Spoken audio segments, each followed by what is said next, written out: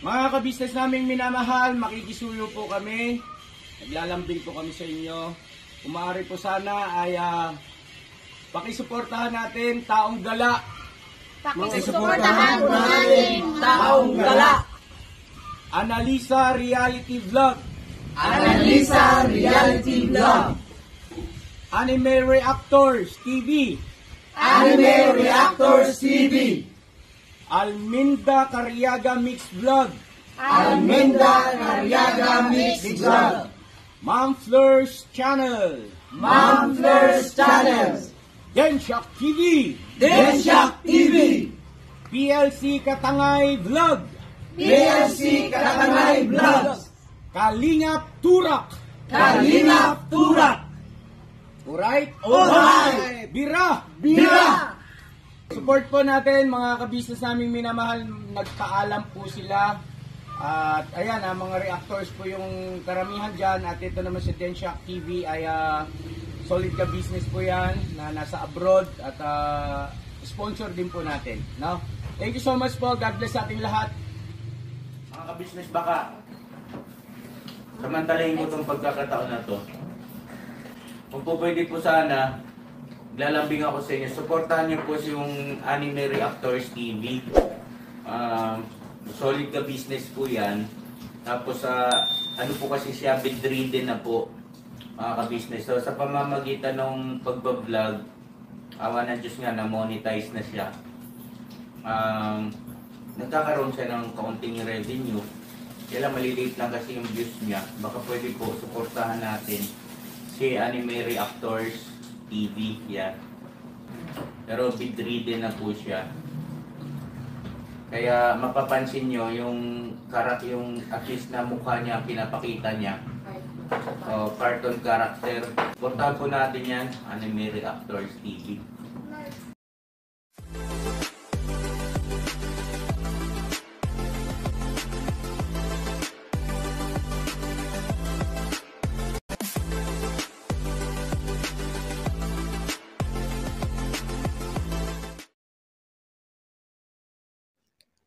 Hello guys, mapagpalang araw po sa ating lahat. Narito pong muli ang inyong lingkod, Anime Reactors TV. At sa mga hindi pa po nakaka-subscribe dyan sa aking munting channel, ay baka pwede naman pong makipindot na po na subscribe button. At makilike and share na rin po ng aking mga video. At patuloy din po natin suportahan ang Mag-amang Ka-Business Official at Papa Dins TV. At ganun din po yung kanilang second YouTube channel na Ka-Business Family, na kung saan ay ang 3M nga po ng Ka-Business Family ang nagbablog dito.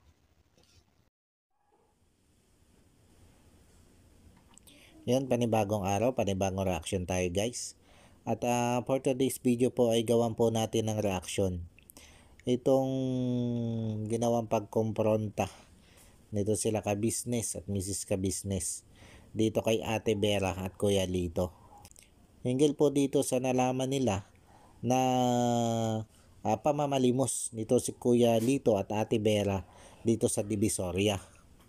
At kaya naman natuklasan nito nila ka-business ay dahil may mga nag-comment na itong si Kuya Lito nga daw at si Ate Vera ay nakita na namamalimos dito nga po sa Divisoria. At bukod nga po dun sa nag-comment, ay may nag-message pa dito kay Mrs. Ka-business na kung saan nga ay nagpadala pa ito ng picture na ito nga si Kuya Lito at Ate Vera ay namamalimos. Ayon kay Ka-business, nung unang nabasa niya yung comment ay hindi siya naniwala. Dahil nga doon sa nung huling pumunta sila dito kay Ate Vera, ay nakita naman nila na maganda yung takbo na negosyo nitong si Ate Vera, na yung pagtitinda nga po. Na bukod doon sa sari-sari store, ay may mga paninda pa ito na pang merienda. Kaya hindi agad ganun naniwala itong si Ka-business doon sa comment na nabasa niya na patungkol nga sa pamamanimos nitong si Kuya Lito at Ate Vera. Kumbaga, naniwala na lang itong si Ka-business na totoo yung comments na namamalimos nga itong dalawang ito nung may nag-message na sa kanila at nagpadala na nga ng picture nitong si Kuya Lito at ni Ate Vera habang silang dalawa ay namamalimos. Kaya dito ay minabuti nitong sila ka-business na kausapin na itong mag-partner na ito. Dahil nga sa ganito kasing pangyayari, ang nalalagay sa kaalanganin o sa kahihiyan din ay itong sila ka-business. Dahil ang alam nga ng mga tao ay itong si Ate Vera at si Kuya Lito ay isa sa tinutulungan nila ka-business o isa dun sa beneficiary ng ka-business official. Kaya ang anumang negatibong pananaw ng makakakita dito kay Kuya Lito at Ate Vera habang namamalimos ay ang bagsak talaga niyan ay kay ka-business. Dahil lalabas na tila pinababayaanan na nila ka-business ito sila Ate Vera at Kuya Lito. Na kung tutuusin ay hindi naman ganun yung nangyari. At ito nga, tinanong ni ka-business kung bakit nangyari ito. Kung ano na ba ang nangyari doon sa tindahan nitong si Ate Vera at Kuya Lito. Bakit nauwi sila doon sa pamamalimos. At ang sabi ni Ate Vera ay dahil daw ito doon sa pagkakasakit niya ng halos 1 buwan o umabot ng 1 buwan. At dahil nga doon sa kanyang pagkakasakit ng ganong katagal ay naubos yung kanilang puhunan doon sa tindahan. At ang natira na nga lang sa kanilang tindahan ay nagkakahalaga ng 3 to 4,000 na lang yung laman ng kanilang tindahan.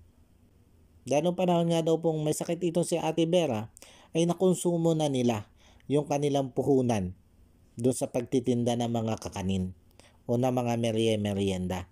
At ang natira na nga lang sa kanilang tinda ay di yung mga chicheria, ilang alak, mga noodles. Yun na lang. Kumbaga naubos na yung puhunan nila doon sa pagtitinda ng mga pang merienda na kung saan ay yun yung malakas sa kanilang mga paninda. Kumbaga doon sila tumutubo ng malaki. Kaya naging tanong dito ni ka-business sa mag-asawang ito ay bakit hindi ipinagbigay alam sa kanila nito si Kuya Lito at Ate Vera yung naging kalagayan nila. Dahil nung panahon daw na nagkasakit ito si Ate Vera ay pumunta pa itong si Kuya Lito dito kay Laka-Business at nanghiram ng halagang 4,000 pesos. At ang sabi nga ni Kuya Lito ay may sakit nga ito si Ate Vera. Pero hanggang dun lang yung sinabi ni Kuya Lito. At nung bigyan nga ito ni ka-business ng halagang 4,000 pesos at sinabi nga kay Kuya Lito na hindi yun utang kundi yun ay tulong, ay wala nang ibang narinig si ka-business patungkol dito kay Ate Vera at Kuya Lito. Kumbaga, hindi na ipagbigay alam ni Kuya Lito at ni Ate Vera yung totoong kalagayan nila. At ang sabi dito ni Ate Vera, sa ganitong question ni ka-business, ay kasi nahihiya na daw siya dito sa mag-asawang ka-business. Dahil sa tuwing nga daw po magkakaproblema sila, ay dito na lang sila lagi tumatakbo. Kaya ang ginawa niya, ay sinubukan niya o sinikap niya na gumawa ng sariling diskarte o paraan para makabangon o para maiahon o maibalik yung laman ng kanilang tindahan, yung kanilang puhunan na nawala o nagastos nila nung panahon nga may sakit itong si Ate Vera. Kaya ang ginawa nito si Ate Vera nung una ay namasukan sa isang kantin ng pa-extra-extra. At bukod doon ay umextra din siya bilang guide nitong magkaibigang blind na natulungan na rin nito sila ka-business na si Ate Joby at si Ate Myla. At sa pag-guide nga daw na yun ni Ate Vera ay kumikita siya ng minsan 600 to 800. Pero hindi din araw-araw yun. Kumbaga tuwing free time lang si Ate Vera ay nagagawa niya mag-guide dito kay Ate Joby at Ate Myla. At kaya niya ginawa yon dahil nag-aarimuhanan din siya doon sa kikitain niya doon para nga makabawi sila doon sa puhunan na nawala sa kanila. At ang isa pang pinoproblema nito si Ate Vera ay yung mga bayarin niya. Lalo nga dito sa upa sa bahay na 2 buwan daw niya hindi nabayaran. At ganon din yung bill sa kuryente. Tapos yung sa tubig pa nga. Dahil yung 4,000 pala na itinulong nito si ka-business, yung ibinigay niya dito kay Kuya Lito nung pumunta ito sa kanila, ay naibayad lang nila sa tubig. Dahil ang bill nila sa tubig ay nagkakahalaga ng 3,000. Kaya yung upa sa bahay at yung bill ng kuryente ay 2 buwan din nilang hindi nabayaran. At ito yung isang pinoproblema ni Ate Vera kung bakit siya naghanap ng mga pa-extra-extrang trabaho. At dito ay natuklasan din ito si ka-business na bukod pala dun sa utang sa upa sa bahay at sa bill ng kuryente ay may nakuha na naman pala itong si Ate Vera na 5,600. Pero ang banggit naman ni Ate Vera ay nakakuha siya sa 5,600 nitong panahon nga nagkasakit siya. Pero ang pinunto kasi dito ni ka-business ay kung nagsabi lang sana itong si Kuya Lito at si Ate Vera ng totoo nilang sitwasyon, ay di sana hindi na nagkaganito. Hindi umabot doon sa si Ate Vera ay nag part-time pa ng yun nga, yun sa pagkakantin at pag-guide dito sa kay Ate Joby at kay Ate Myla. At hindi na rin sana ito nagkautang doon sa 5,600 kung sakali na binanggit agad nila dito kay Laka Business yung totoo nilang kalagayan. Dahil sabi nga ni Ka Business ay hindi naman nila kayang tiisin itong sila Ate Vera. Dahil sila na nga yung tumatay yung magulang nitong si Ate Vera at ni Kuya Lito. Kaya kung ano man yung problema ng dalawang ito, ay hindi nila kayang tiisin. At tutulong sila. Lalo na't ganito nga, hindi naman sila nagsinungaling o hindi naman kaya nalupog yung kanilang tindahan ay dahil naging pabaya sila. Kundi may sapat namang rason kung bakit nagkaganito yung kanilang sitwasyon. At dito ay tinanong na rin ni Ka Business kung bakit umabot sa pati itong si Kuya Lito ay sumama na rin sa pamamalimos. At ang paliwanag dito ni Kuya Lito ay parang naengganyo siya dahil naisip niya na itong si Ate Vera nga pag ginagay dito si Ate Joby at itong si Ate Myla ay kumikita lang ng 600 to 800. Kaya inisip niya na kung siya yung mamamalimos ay mas malaki yung kikitain nila. Kaya kinumbinsin nito si Kuya Lito, itong si Ate Vera, na siya na lang yung i-guide nito. At siya na lang yung mamamalimos. At sa pamamalimos nga nilang ito, ay kumita itong si Kuya Lito ng 4,000 pesos sa looban lang ng 3 oras. At 4 na beses nilang ginawa yun. Kaya lumabas na kumita sila ng 16,000 pesos doon sa 4 na beses nilang pamamalimos na yon. At nung tanongin ni Ka Business kung saan nila dinala yung perang yon na 16,000 pesos, ay ang binanggit nitong si Ate Vera ay ipinambayad nila doon sa upa sa bahay at doon sa bill ng kuryente. At ang natira na nga lang doon sa 16,000 pesos ay halagang 5,000 pesos. Kaya nanatili pa rin yung utang nila doon sa Bombay o sa 5,600 na nagkakalagang 2,800 pesos pa.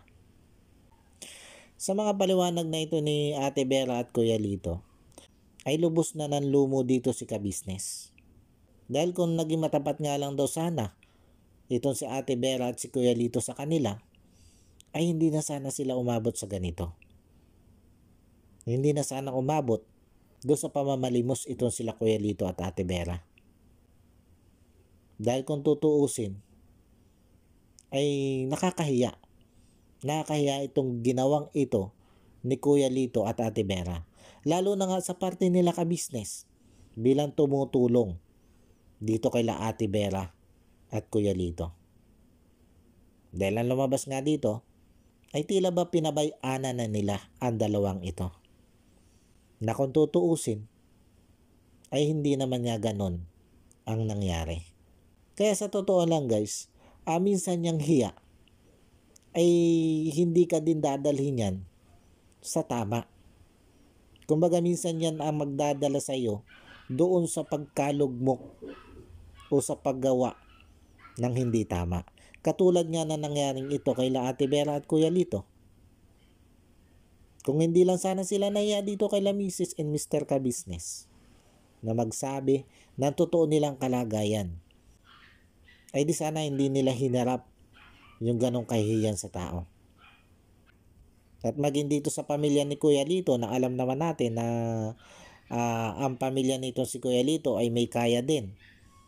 Dahil nakita naman natin nung puntahan ito nila ka-business nung pinagkasundo-sundo nila ito mga ito na may kaya ang pamilya ni Kuya Lito. Ano na lang ang sasabihin ng pamilya ni Kuya Lito na nalaman nila na itong pala si Kuya Lito at Ate Vera ay namamalimos na lang dito sa Maynila?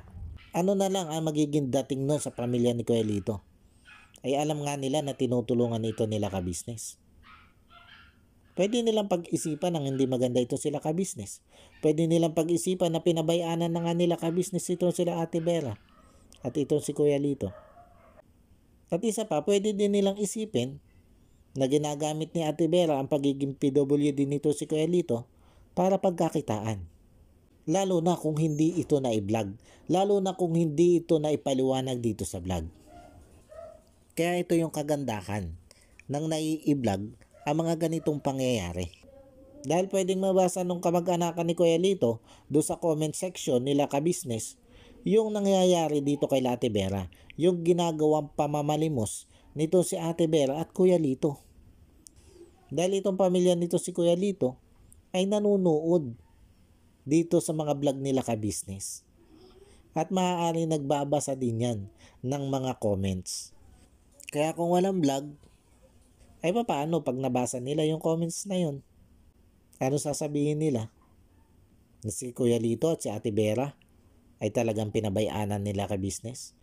At ganoon din nga yung magiging tingin ng mga viewers na nagkita dito kay Kuya Lito na namamalimos dito sa Divisoria. Hindi malayong isipin nila na itong si Kuya Lito at si Ate Vera ay pinabayaanan na nito sila ka-business.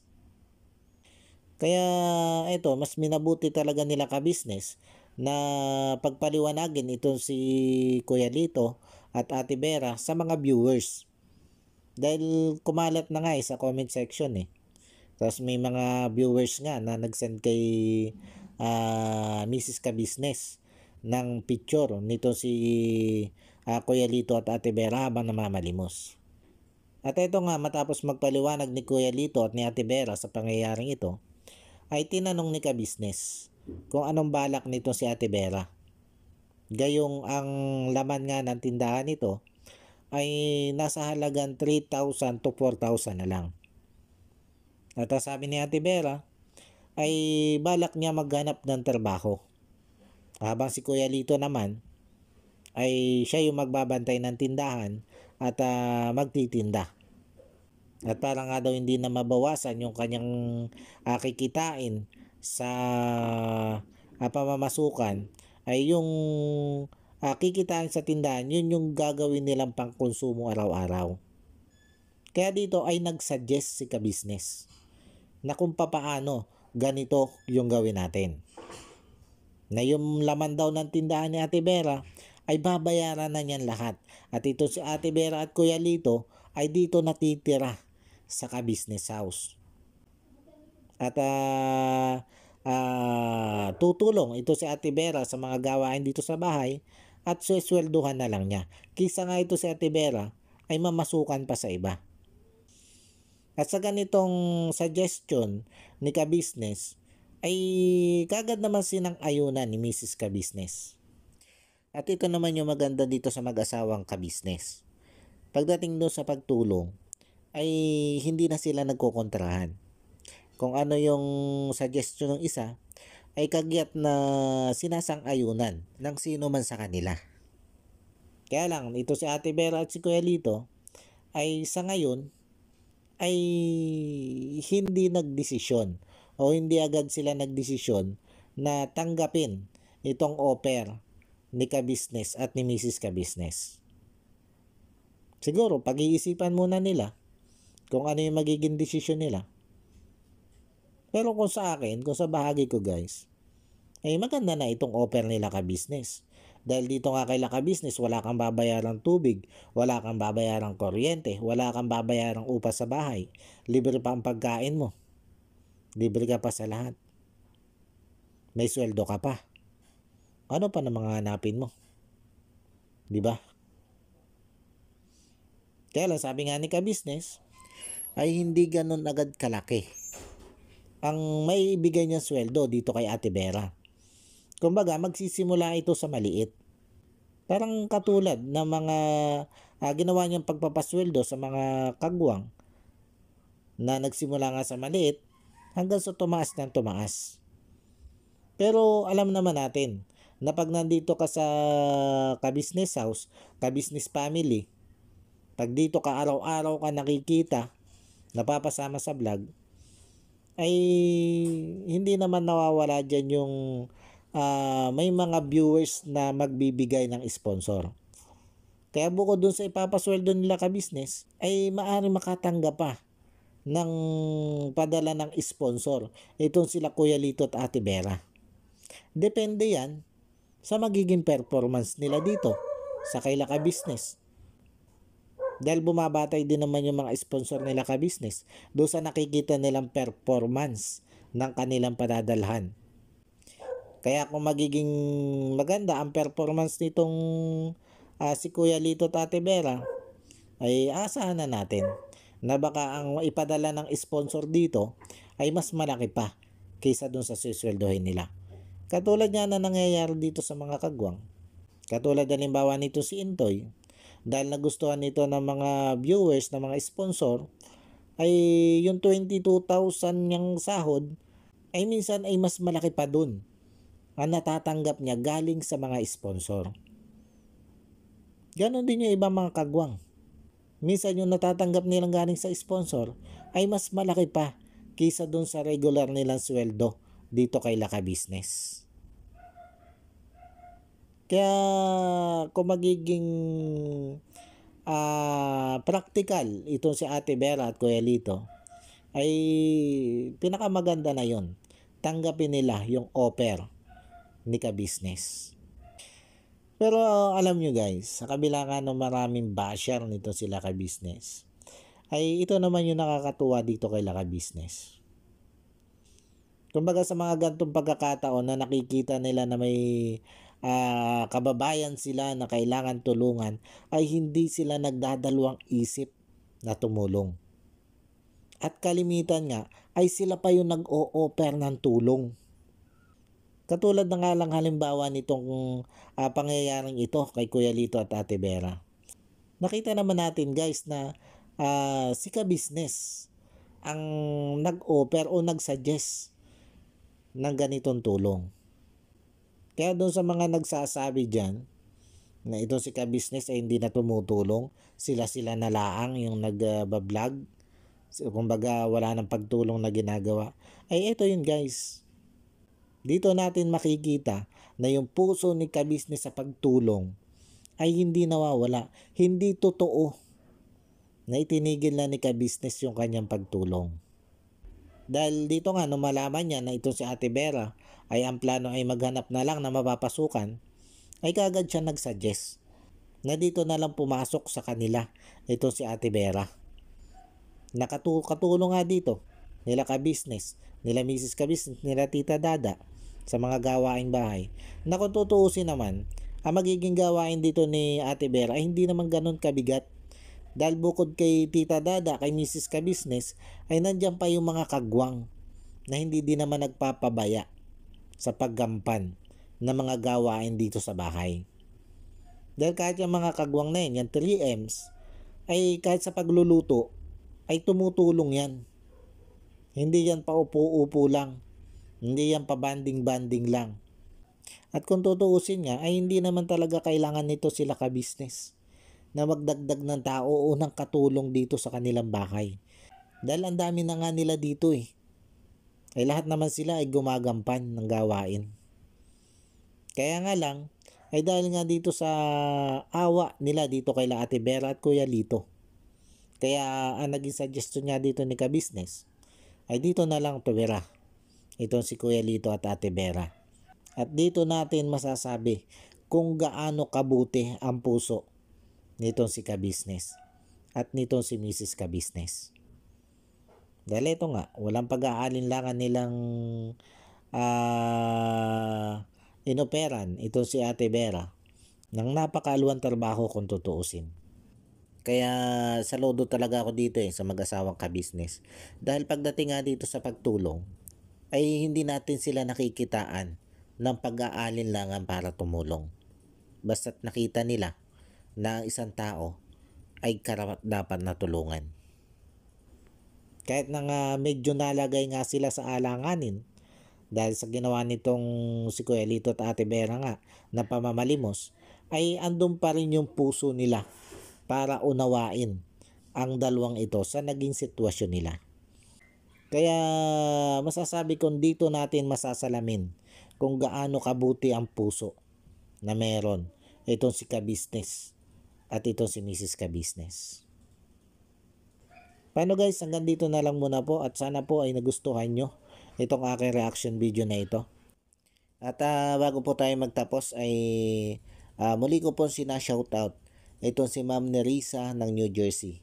Ma'am, shoutout po sa inyo. At yun, patuloy po akong nagpapasalamat sa patuloy nyo pong pagsuporta at wala nyo pong sawang panonood sa aking mga reaction video. At maraming salamat din po sa mga naitulong nyo po sa akin. At God bless po sa inyo, ma'am.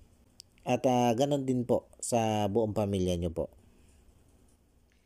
Paano po? Hanggang dito na lang muna po yung aking reaction video. At muli po ay maraming thank you po sa patuloy na sumusuporta at nanonood ng aking mga video. At sa mga hindi pa nga po nakaka-subscribe dyan ay baka pwede naman po makipindot na ng subscribe button at makilike and share na rin po ng aking mga video. Muli po ay maraming salamat po and God bless po sa inyong lahat. Anime Reactors, shoutout po. Suportahan natin yan si Anime Reactors TV. Yan, pakisupport po natin. Siya po ay isang bedridden na mga ka-business.